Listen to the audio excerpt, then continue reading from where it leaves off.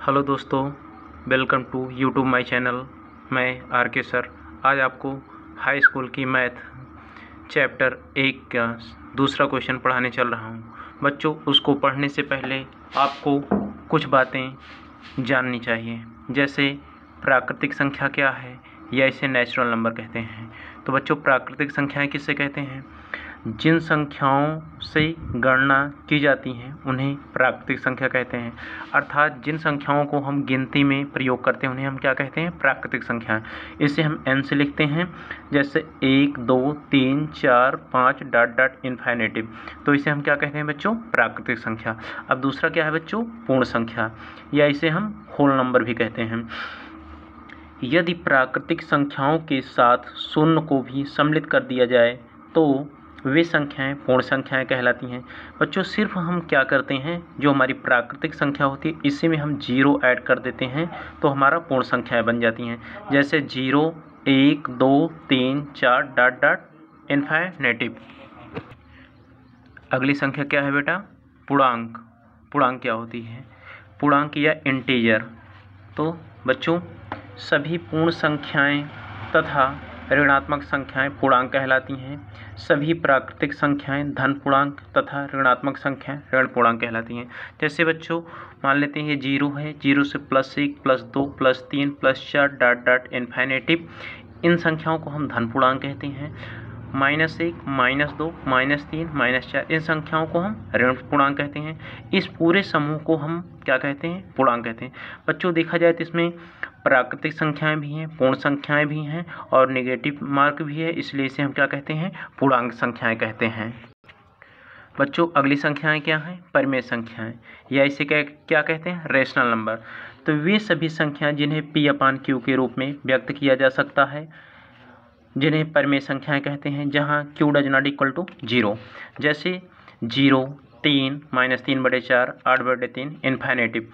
तो ऐसी संख्याओं को हम क्या कहते हैं? परिमेय संख्या। यहाँ पर जो हमारा हर होता है 0 नहीं होना चाहिए। अंश 0 हो तो कोई प्रॉब्लम नहीं है, लेकिन हर अगर 0 होता है तो उसे हम परिमेय संख्या नहीं कहेंगे। बच्चों, अगली संख्या क्या है? अपरिमेय संख्या, या इसे कहते हैं इरेशनल नंबर। वे सभी संख्याएं जिन्हें हम P/Q के रूप में नहीं व्यक्त कर सकते हैं उन्हें अपरिमेय संख्या कहते हैं। जैसे √3 √5 √7 डॉट डॉट इन्फिनिटिव। बच्चों, रूट के अंदर सिर्फ अभाज्य संख्याएं होती हैं, इन्हें हम कैसी संख्या कहते हैं बच्चों? अपरिमेय संख्या कहते हैं। बच्चों, अगली संख्या क्या है? समपूर्णांक। समपूर्णांक किसे कहते हैं? तो जो संख्याएं 2 से विभाजित हो जाएं उसे समपूर्णांक कहते हैं। जैसे 2 2 + 6 2x + 4 -6 -8 इत्यादि। बच्चों, क्या होता है, जैसे 2 में 6 जोड़ेंगे तो 8 हो जाएगा, और इसमें हम 4 कैसी संख्या होती है बच्चों? सम संख्या होती है, इसलिए पूरी संख्या सम संख्याएं हो जाएंगी, इसलिए इसे हम क्या कहते हैं? समपूर्णांक कहते हैं। दूसरा क्या है? विषम पूर्णांक। तो जो संख्याएं 2 से विभाजित नहीं होती हैं उसे हम विषम पूर्णांक कहते हैं। जैसे 3 5 9 x + 3 और 2x + 1। तो बच्चों, इसमें क्या होता है, जैसे यक्स में ये 3 कैसी संख्या होती है बच्चों? विषम संख्या होती है। 1 क्या होती है? विषम संख्या होती है। जैसे हम किसी संख्या में ऐड कर देते हैं तो पूरा क्या हो जाती है? विषम संख्या, इसलिए इसे हम क्या कहते हैं? विषम पूर्णांक कहते हैं। तो बच्चों, प्रश्नावली 1.1 का सेकंड क्वेश्चन क्या है?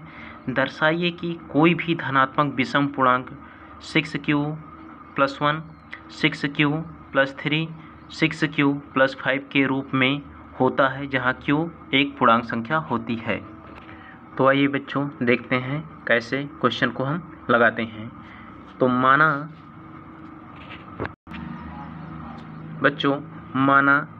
a कोई धनात्मक पूर्णांक संख्या है तथा b = 6। तो बच्चों, यूक्लिड विभाजन प्रमेयिका से क्या होता है?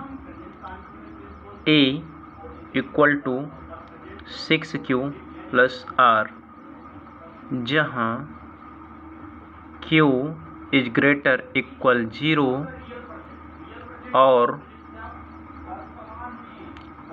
0 r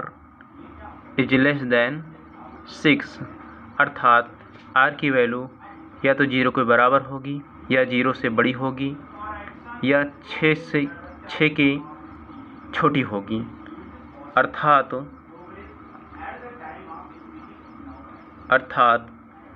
r बराबर 0, 1, 2, 3, 4, 5 डॉट को क्रमशः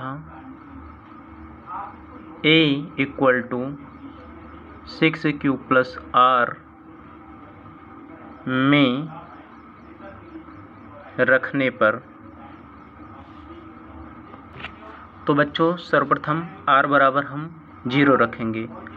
r बराबर 0 रखने पर, तो r बराबर जैसे ही हम इसमें 0 रखेंगे तो e बराबर 6q प्लस 0 या हो जाएगा a इक्वल टू 6q बच्चों, जो कि एक सम संख्या है,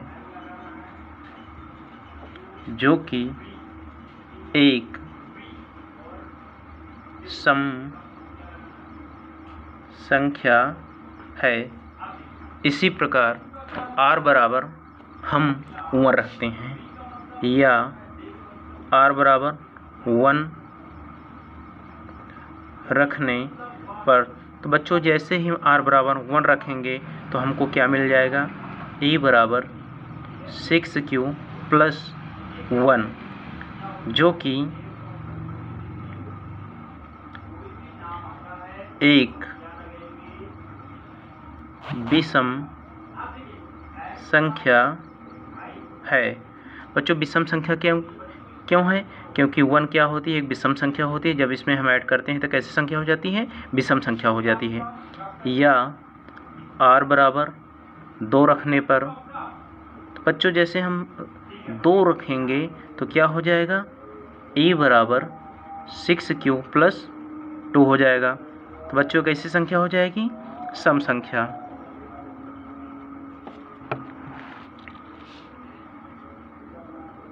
जो कि एक सम संख्या है, क्योंकि बच्चों ये 2 से क्या हो जाएगी, विभाजित हो जाएगी। या r बराबर 3 रखने पर, तो बच्चों जैसे ही r बराबर 3 रखेंगे तो इस बार a बराबर क्या मिल जाएगा, 6q प्लस 3। तो 3 कैसी संख्या होती है बच्चों, विषम संख्या हो जाएगी, इसलिए लिख देंगे जो कि एक विषम पूर्णांक है। फिर बच्चों इसी प्रकार r बराबर 4 रखने पर, जैसे ही बच्चों r बराबर 4 रखेंगे तो इस बार हमको मिल जाएगा e बराबर 6q प्लस 4। तो ये बच्चा कैसे संख्या होती है, सम संख्या होती है, इसलिए लिख देंगे हम जो कि एक सम संख्या है।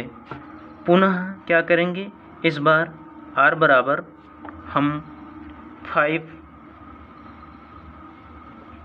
रखने पर, तो हमें क्या मिलेगा बच्चों, e बराबर 6q प्लस 5।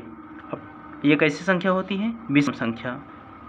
तो लिखेंगे जो कि एक विषम संख्या है। तो बच्चों इसमें हमको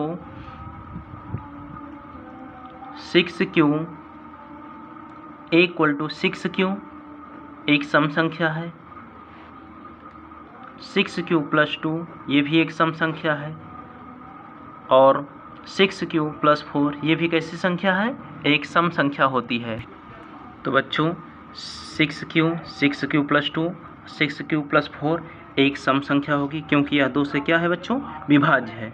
जबकि 6q plus 1, 6q plus 3, 6q plus 5 एक विषम पूर्णांक है, क्योंकि यह 2 से विभाजित नहीं होगी। यही हमको प्रूफ करना था। तो बच्चों आप हमारे चैनल को लाइक एवं सब्सक्राइब कीजिए। अगर आपको समझ में आता है तो कमेंट कीजिए। Thank you.